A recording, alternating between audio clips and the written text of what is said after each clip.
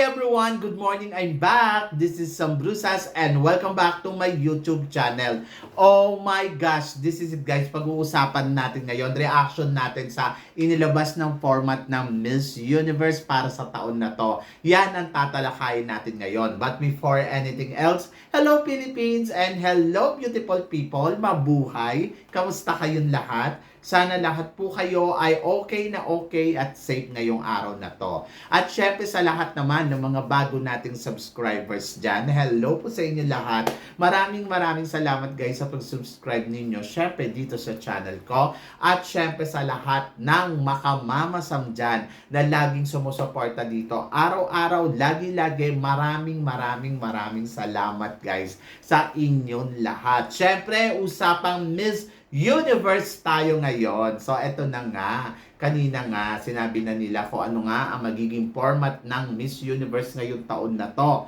Ano ba ang reaction natin dyan sa mga narinig nating mga pasabog nila sa darating na Miss Universe? Ang unang pasabog nila, confirm nga daw na 130 candidates from another countries ang maglalaban-laban dito sa Miss Universe ngayong taon na to.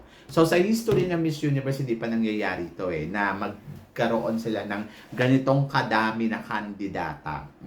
So first time sa history ng Miss Universe na magkukumpit ng 130 countries para sa Miss Universe crown. So ang bongga nito, talagang let's celebrate the universe, di ba? So, nakakatuwa kung iisipin mo kasi 130 to, ang dami, parang feeling ko, ang hirap na bakbakan. Lalo na ngayon, nakita natin, dami magaganda. Kita nyo si Miss Denmark, ang ganda-ganda niya, para siyang manika. So, yon. So, sabi ko nga, grabe, iba ang Miss Universe ngayon. In fairness sa organization ng Miss Universe, talagang nakita mo yung improvement nila at ganun kabongga yung ipapakita nila na lakas at power para sa mga laban ng mga kandidata dito. So sabi ko, grabe, 130. So parang Miss World. Ang Miss World nga, 120 yung pinakamadami. Pero yung 130 hindi. But at least, dapat lang talaga na ganun kadami ang kandidata ng Miss Universe kasi nagtataka din ako noon ang daming kandidata sa Miss World tapos sa Miss Universe parang konti lang, umaabot lang ng 80. Ang pinakamadami yung kay Catriona Gray nasa 90, di ba? Kaya kung iisipin mo, dapat lang na ganito kadami at congratulations sa Miss Universe organization dahil nagawa nila na talagang i-push ng todo-todo ang kanilang pageant para magkaroon sila ng madaming kandidata. So, ang tanong dyan, Diyos ko, magkano naman kaya ang kinita nila? Kasi syempre, ang dami, di ba? Tapos ang mahal pa ng franchise fee. For sure. At ito, ang magiging eksena, sabing ganon, yung ano daw, yung stage daw, that the stage will be something never been seen before. So, ibig sabihin, may bago silang idea na pasabog dito sa entablado. Dapat lang, gusto ko yan. Kasi, sa totoo lang, sa mahal ng ticket ng Miss Universe, natural, dapat talaga maggawa sila ng pasabog at eksena. So, yon. Kasi kung wala silang ganyang pasabog at eksena, so unfair naman sa mga nagbayad, di ba? So, parang mag-expect na rin din tayo na pagbabayarin tayo ng pay-per-view ngayong taon na to. So, maghanda-handa tayo dyan. Kasi, for sure, may pay-per-view to. Ganon. Kasi nung last year, tinry na nila yan Ang naging problema ay, dinumog yung nila, yung kanilang, bumaksak yung pinasukan nilang website para mapanood ang Miss Universe. So, hindi talaga kinaya. Ngayon pa kayang 130, to. So, good luck. But parang feeling ko, ganun uli ang mangyayari ang ending sa YouTube ka manonood. But ngayon pa lang, congratulations, talagang maganda yung plano sa Miss Universe. At least may plano, hindi katulad noon na parang wala tayong alam kung saan bang country, tapos parang magugulat ka na lang sa ganitong country na, tapos ayun na, magmi-Miss Universe na. So, ako mas gusto ko nga sana ang Miss Universe tumagal at least 3 weeks, di ba? Yung kandidata, parang mas masala nila. Ngayon kasi parang feeling ko November, So, kailan pupunta yung mga kandidata bago magkatapusan ng October? For sure, di ba? So, yon. So, good luck. And then, ano pa ba? Ayun nga, ang pinag-uusapan at that stage will be, same like before. And then the Miss Universe honor is still as a company, but it is now 50-50. Oo. Ang Miss Universe honor daw ay ownership is still a company. So, nasa kumpanya pa din. Kumpanya pa din siya. Kaya lang 50-50. So, yun. So, medyo in the future parang mag-aano sila dyan. Magkakagulo. Charot. Anyway, good luck. Emilio Estepan for Miss Universe musical team. Ako, sa totoo lang, gusto ko bumalik sa Miss Universe yung opening show.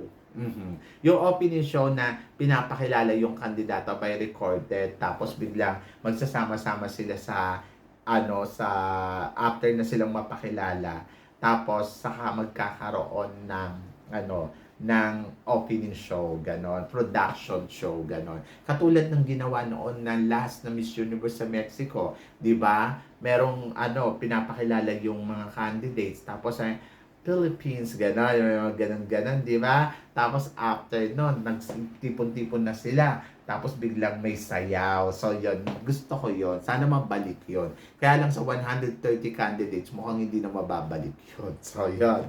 So, medyo mas mahirap na kasi mag-choreo at turuan kasi sa sobrang dami ng kandidata.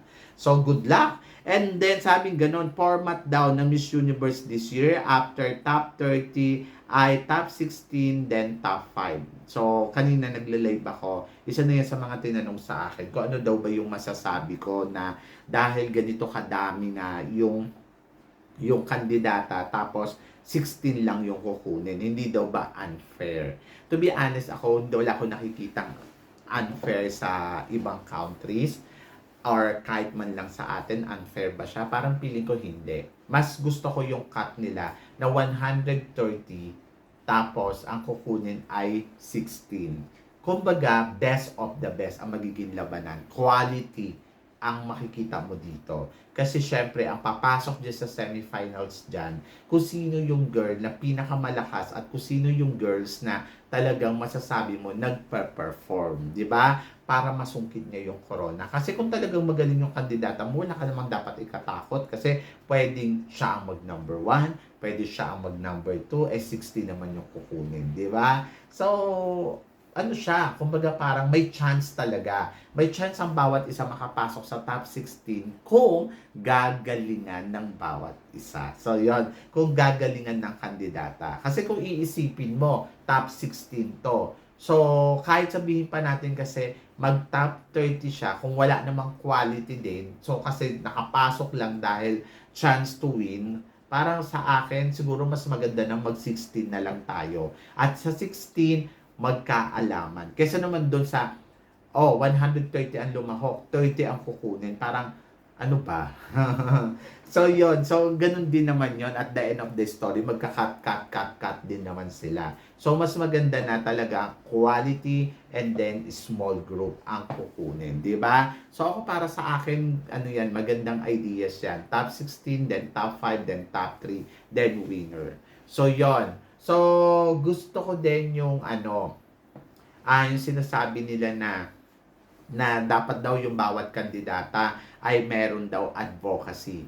To be honest, yes. Ako para sa akin, yes. Dapat empowered talaga. Gusto ko yung bumalik yung era na katulad ng kay MGI.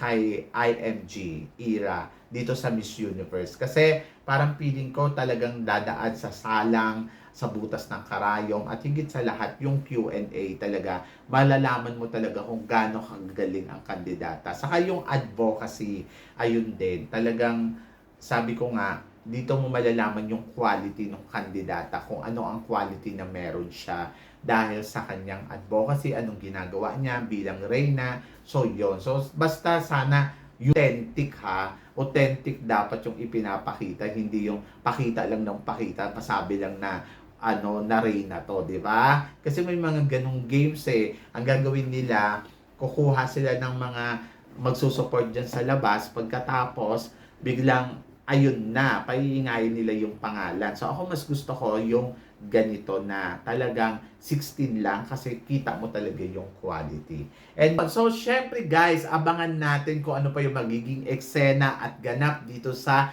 Miss Universe ngayong taon na to. Pero ako, to be honest, agree ako sa bagong format.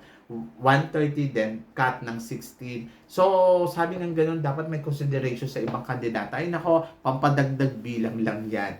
So, mas maganda na yung 16 kasi with quality talaga yung girls. So, yon. Kayo guys, ano guys ang masasabi ninyo dito sa mga pinag-uusapan natin ngayon? I-comment below mo yan kung saan ayon ka ba sa ibinigay na format na bago ngayon ng Miss Universe. Tingin mo, aari ba nga ba ang ating pambato dyan? So, i-comment below mo yan para at least malaman ko naman kung ano naman ang chika mo dito sa mga pinag-uusapan natin. So, yon. So, syempre maraming salamat po sa inyong lahat sa suporta at pagmamahal na binibigay ninyo syempre dito sa channel ko. At sa mga hindi pa po nakaka-subscribe dyan, please don't forget to click like and subscribe my channel at i-click nyo na rin po ang notification bell para updated kayo sa aking mga chika. Sabi ng ganon, always keep smiling and always think positive. Walang imposible guys. Magtiwala lang tayo sa itaas. Kaya guys, hanggang dito na lang. Hanggang sa muli nating chikahan.